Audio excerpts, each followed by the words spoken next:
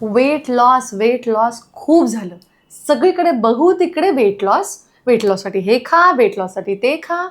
But what about those poor people ज्यांना weight गेनच होत नाही? तर आजच्या व्हिडिओमध्ये आपण वेट गेनबद्दल बोलणार आहोत. म्हणजेच जे खूप बारीक असतात आणि त्यांना वेट पुट ऑन करण्यासाठी सगळ्यात हेल्दीएस्ट काय उपाय आहेत ते आजच्या व्हिडिओमध्ये आपण बघूया.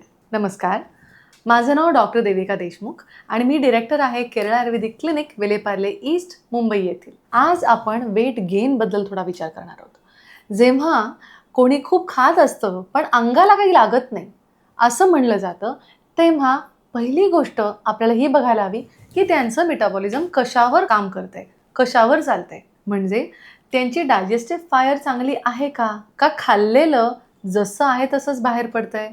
सगळ्यात मुख्य प्रश्न आम्ही हा विचारतो ॲज अन आयुर्वेदिक डॉक्टर, की जसं की आज तुम्ही भेंडी खाल्ली तर तुम्हाला त्या बिया बाहेर इन मोशन्स पडताना दिसतात का? जर तसं होत असेल त्याचा अर्थ तुमचे जे जठर आहे ते व्यवस्थित त्याचं पाचन करत नाही आहे, त्यामुळे पाचन शक्ती कुठेतरी कमी पडते. पण जर तसं नसेल तर मग then come different factors. The first factor being, तुम्ही तुमच्या पोटात खूप जड अन्नसारखं देताय का? जर पनीर, सोयाबीन किंवा चिकन, फिश, मटन ह्या जास्त गोष्टी देत असाल तर त्या तुम्हाला मसल गेन किंवा वेट गेनसाठी नाही यूज होत आहेत. त्या मात्र गोष्टी तुमच्या मेटाबॉलिझमला अजून स्लो करतायत. दुसरी गोष्ट, तुम्ही विश्रांती जास्त घेताय का तुमची धावपळ खूप जास्त होतीये? म्हणजे एकानंतर दुसरं, दुसऱ्यानंतर तिसरं असे खूप सारे व्याप एकत्र घेऊन बसलाय का?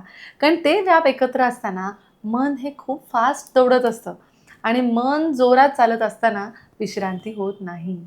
तर तुमची जर झोप अपुरी पडत असेल, म्हणजे 8 ते 10 तास होत नसेल, तर तुमचं वेट गेन होणं अशक्य आहे. आणि तिसरी गोष्ट, तुम्ही कुठल्या मेडिकेशन्सवर आहात का? किंवा आधी कुठल्या मेडिकेशन्स घेतल्या होत्या का? की जेणेकरून त्याचे साईड इफेक्ट्स म्हणून आज काही वर्षांनंतर आपला वेट लॉस होतोय. आता या गोष्टी जाणून घेतल्या की मग येतात आयुर्वेदिक चिकित्सा पद्धती for weight gain. The first and the most important one is taking abhyanga every day. तुम्ही ॲटलिस्ट आठवड्यातनं एकदा पंचकर्मा सेंटरला जाऊन तैला अभ्यंग घेतलं पाहिजे. अभ्यंग म्हणजे मसाज नाही आहे. अभ्यंग हे खूप वेगळं आहे, कारण त्यात स्वेदनाचाही भाग येतो. तुमचं तेल हे जिरवलं जातं. दुसरं, तुम्ही तूप फिल्ड डाएट घेताय का हे बघितलं जातं आणि ते तुम्ही घेतलं पाहिजे.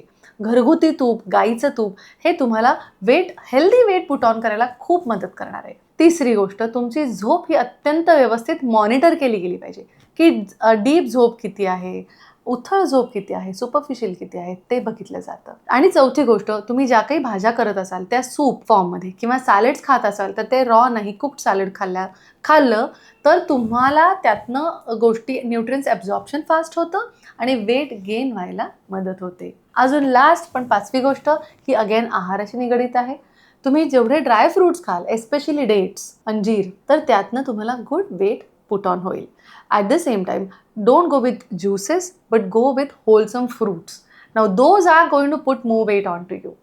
आणि अजून एक, तुम्ही जर नॉन व्हेजिटेरियन घेत असाल तर have lean meats in the sense chicken, but chicken thighs. Go with, जर तुम्ही परदेशात असाल तर turkey is very good. It's filling, it will put on good weight but not unhealthy weight. तर तुम्हाला हे जर टिप्स आवडल्या असतील आजच्या एपिसोडमधनं, पण अजून काही हवं असेल तर कन्सल्टेशनसाठी जरूर या. ऑनलाईन आणि ऑफलाईन कन्सल्टेशन्स दोन्ही मी घेते at Kerala Ayurvedic clinic, Vile Parle east, Mumbai. Thank you.